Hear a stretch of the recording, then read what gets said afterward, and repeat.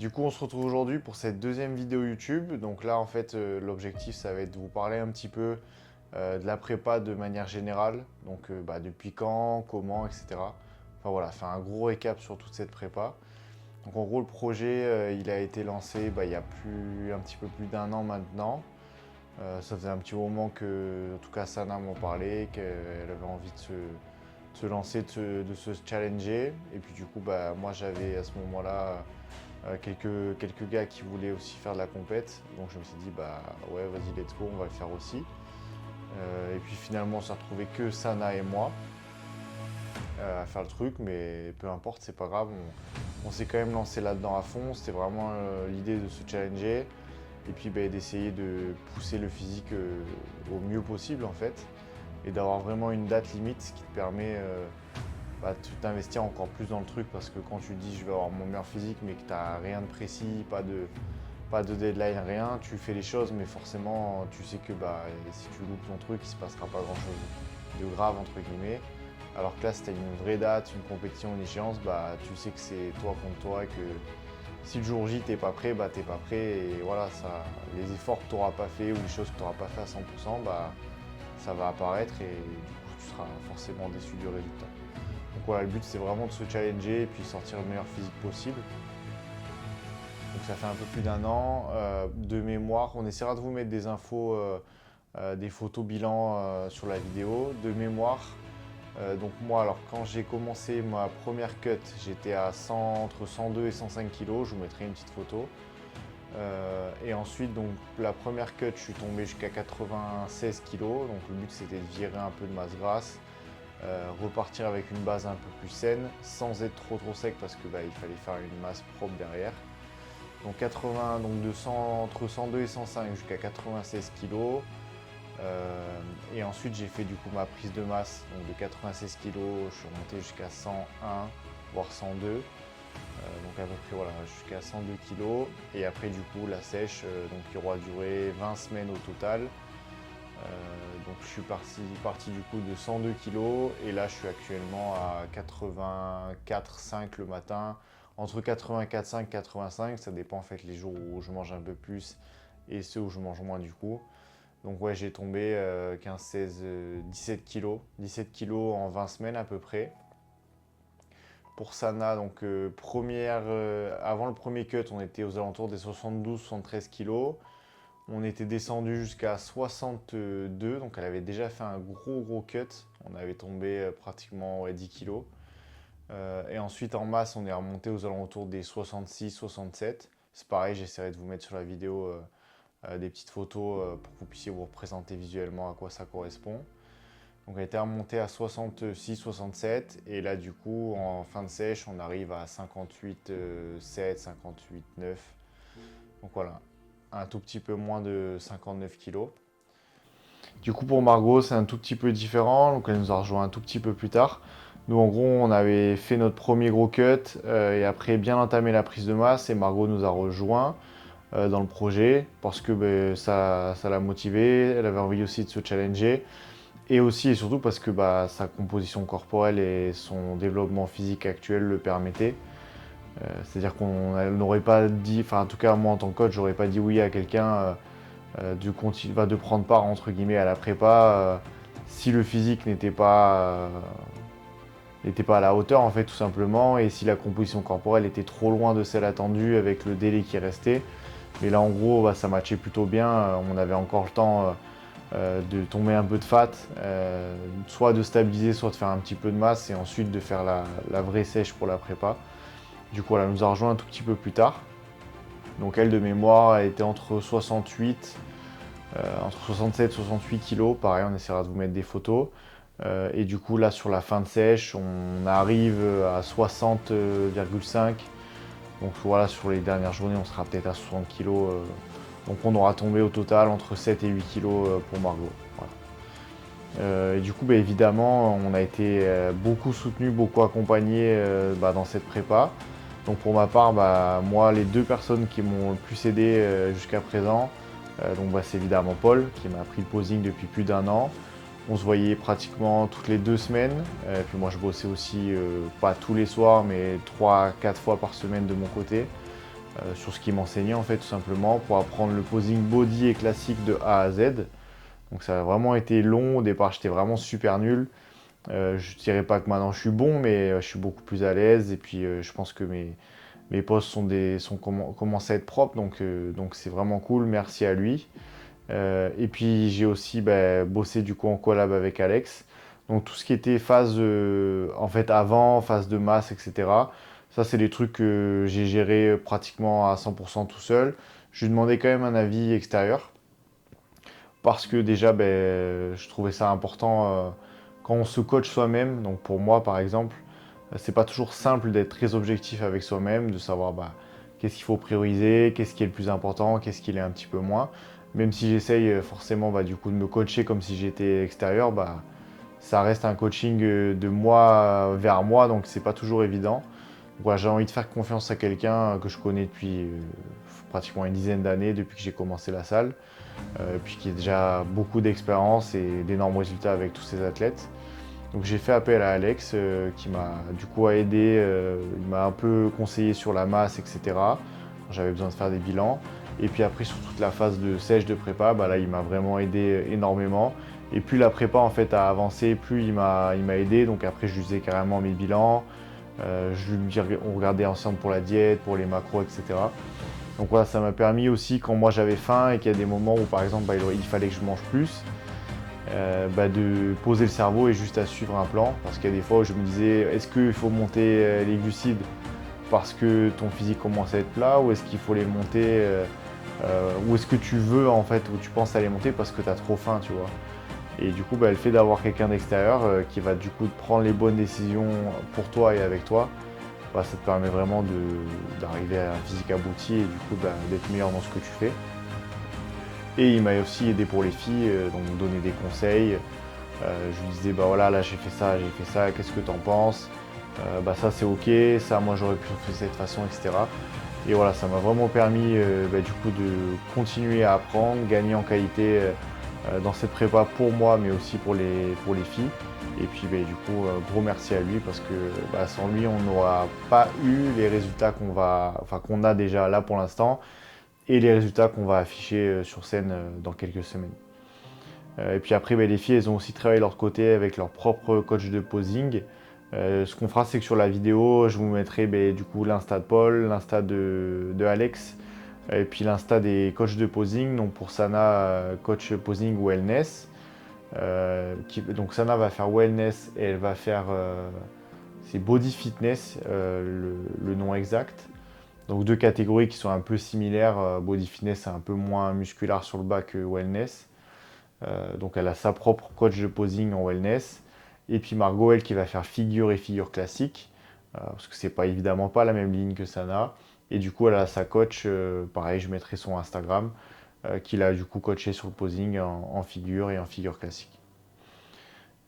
Puis voilà, je pense avoir fait le point. On est quand même relativement content de toute cette prépa.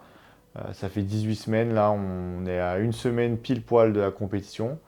Donc on a super hâte, on est vraiment content des physiques qu'on a réussi à afficher. Pour l'instant, en tout cas pour ma part, pas forcément de stress. Ça va arriver forcément le jour de la compétition, mais ce qui nous tenait vraiment à cœur, c'est d'être une meilleure version de nous-mêmes qu'il y a un an, d'avoir un physique qu'on n'a jamais atteint, et ça, que ce soit pour les filles ou pour moi, c'est déjà validé en fait. Donc après, le résultat en tant que tel à la compétition, évidemment que chacun de nous y va avec ses propres aspirations, ses propres ambitions, mais le job est fait, on est super content des physiques qu'on affiche. Moi, je suis aussi super content de toutes les connaissances que j'ai pu continuer à développer. Et puis voilà, donc c'est une super aventure. Et puis on a hâte de vous partager tout ça le jour de la compétition et sur aussi les compétitions qui vont suivre derrière. Parce que, en tout cas, avec Sana, on fait plusieurs compétitions cette année. Donc pareil, on essaiera de vous partager tout ça. Là, du coup, moi, ce que je vais faire, j'ai encore un petit bloc de travail sur le PC, répondre au bilan, commencer à faire quelques modifs de diète, modifs de prog pour ceux qui ont déjà terminé leur semaine. Et puis après, je vais aller m'entraîner. Donc là, ce qu'on a fait, du coup, c'est qu'on a changé un tout petit peu mon split d'entraînement. Là, sur l'avant-dernière semaine, donc la semaine en cours là, je fais 7 jours sur 7. Donc là, il me reste aujourd'hui une séance pool. Demain, une séance jambes qui est un peu hybride, où je vais faire un peu de quadri, un peu d'ischio, un peu de fessier. La seule chose qui change, c'est qu'on baisse un tout petit peu les intensités de travail, c'est-à-dire qu'au lieu d'aller à l'échec, je me laisse environ quelque chose près de 2 répétitions de marge, ce qui permet de réduire un petit peu la fatigue et on réduit aussi un petit peu les temps de récup. Donc pour relâcher un tout petit peu le stress sur le système nerveux, être vraiment sur du musculaire et voilà, essayer de récupérer un petit peu au niveau du système nerveux et puis après aussi permettre au corps après de mieux répondre quand on va commencer à renvoyer des glucides. Donc voilà, on va essayer de vous filmer tout ça et puis de vous partager ça sur cette vidéo. Je prépare les petits compléments du matin pour Sana et pour moi et je vais faire vite fait un petit récap du coup de ce qu'on prend en prépa. Du coup là, ce que moi j'avais déjà préparé, donc vitamine C, ça en a pour tous les deux, magnésium bisglycinate pour tous les deux, L-carnitine, donc moi 4 grammes, elle 3 grammes. Après on a un complexe articulaire. Et après moi pour le système hormonal, il y a gingembre et là du coup j'ajoute maca. Et après, pour moi, il y a de l'ashwagandha. Sana, elle n'en prend pas parce qu'elle n'aime pas forcément les effets.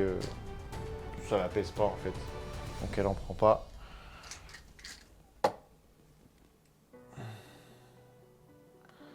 Et puis j'avais pris aussi ce matin des probiotiques, les probiotiques que je prends du coup avant mon premier repas. Et là, du coup, j'ajoute oméga 3 et puis un complexe vitamine B pour Sana et pour moi. Donc ça c'est le stack du matin. En gros l'objectif c'est de venir se complémenter un petit peu en minéraux, vitamines, etc.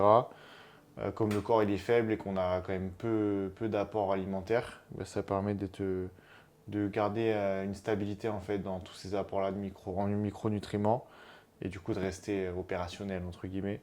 Et après là dans le verre d'eau je vais rajouter créatine et collagène parce qu'on va s'entraîner d'ici 2 petites heures, donc ça permet d'avoir des stocks un petit peu plus élevés en phosphocréatine et du coup potentiellement à long terme de faire des séances qui sont un peu plus productives.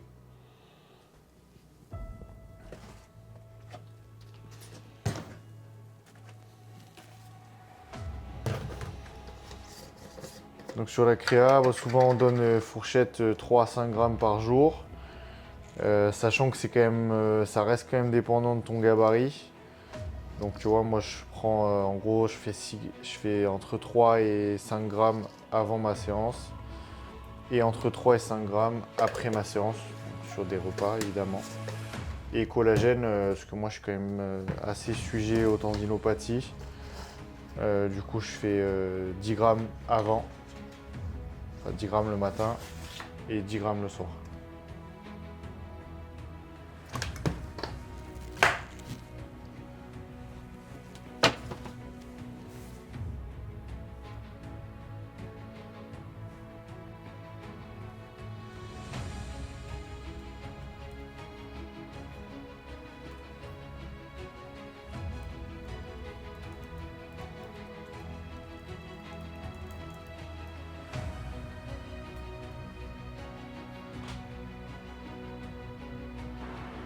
Donc là du coup je vais faire ma petite collation avant d'aller m'entraîner. Là il y a Sam et Sana du coup qui sont en train de manger de leur côté. Sana elle est en recharge aujourd'hui donc elle a un gros repas et puis mon frère il mange ce qu'il mange. Du coup je me mets de mon côté et je vais faire du coup ma petite collation. Donc là aujourd'hui j'ai 40 grammes de crème de riz, 40 grammes de whey et 15 grammes de beurre d'amande et 20 grammes de beurre d'amande pardon. Donc ce qui n'est pas énorme, mais c'est normal, on arrive sur les derniers jours de prépa.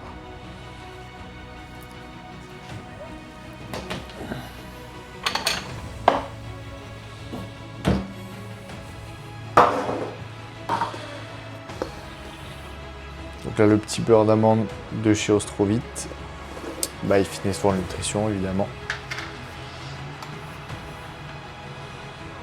Ça c'est vraiment une pépite. Moi je tourne. Bon, alors là en fin de prépa, je fais que beurre d'amande. Mais sinon en phase de masse, je tourne entre beurre d'amande, beurre de cajou et beurre de pistache.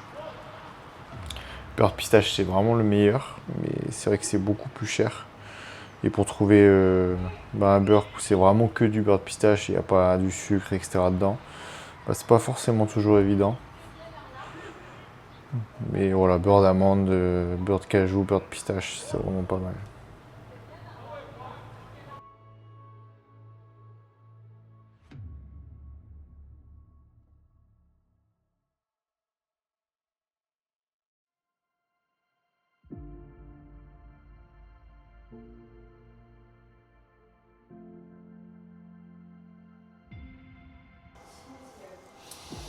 Donc là, on va partir du coup à la salle. Je vais faire mon petit booster et mon petit intra-training évidemment. Et je vais aussi préparer mon tube parce que je vais manger direct à la salle et je vais faire les courses juste après. Donc là, le booster relativement simple, c'est le BUM Essential Pre-Workout avec la CAF. Je mets 2 scoops.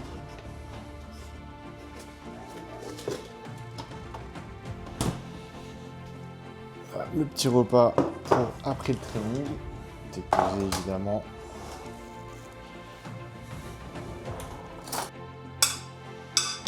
Et 200 g de poulet. Pareil, tout est déjà prêt à l'avance. Je vais simplement les mettre dans mon tube pour gagner pas mal de temps.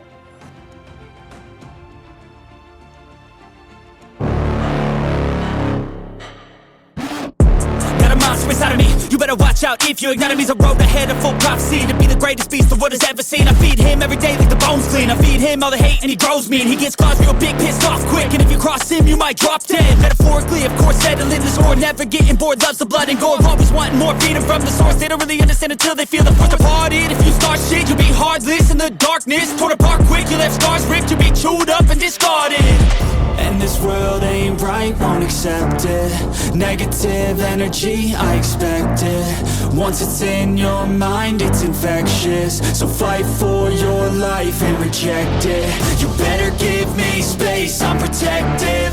My adrenaline spikes when I'm threatened. And if you stay in my way, I'm aggressive. Cause when there's no exit, I'll kill when I'm desperate.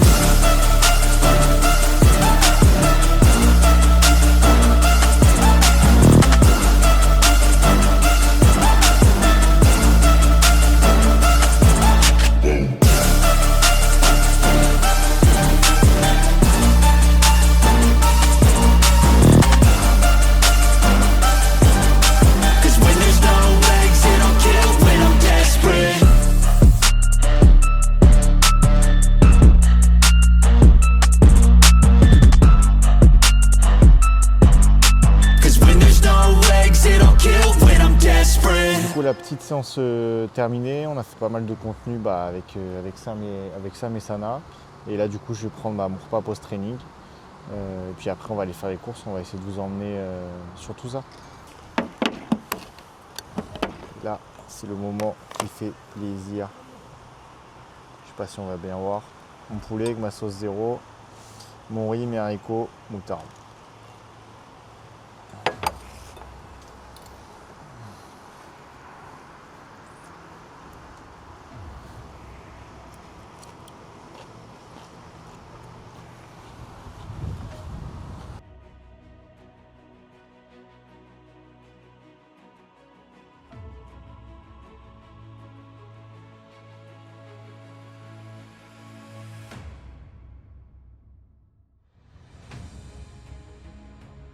Donc là sur mes compléments que j'ai juste après ma séance, je vais faire un petit débrief là-dessus. Donc j'ai du safran et rhodiola. Donc ça c'est en fait tout simplement quand tu fais ton entraînement, tu crées un certain stress au niveau de ton corps.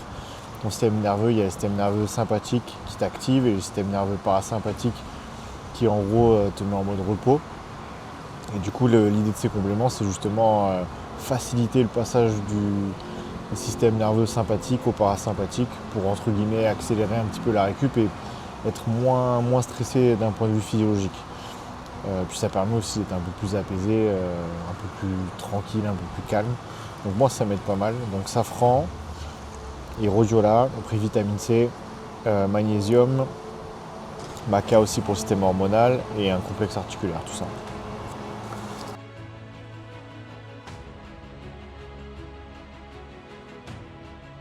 L'idée c'est vraiment de t'as terminé ton training, donc tu as ton repas qui te permet de récupérer d'un point de vue musculaire et énergétique. Et tu as aussi ta supplémentation qui va te permettre de récupérer un peu mieux, toujours au niveau musculaire, énergétique, mais au niveau aussi de ton système nerveux, et puis après rapporter tout ce qui est minéraux, vitamines, etc. pour fait favoriser tout simplement ta récup. Donc je finis de prendre tout ça, et puis après avec les frères on va aller faire les courses, vous montrer un petit peu qu'est-ce qu'on achète sur cette fin de prépa et qu'est-ce qu'on n'achète pas aussi du coup.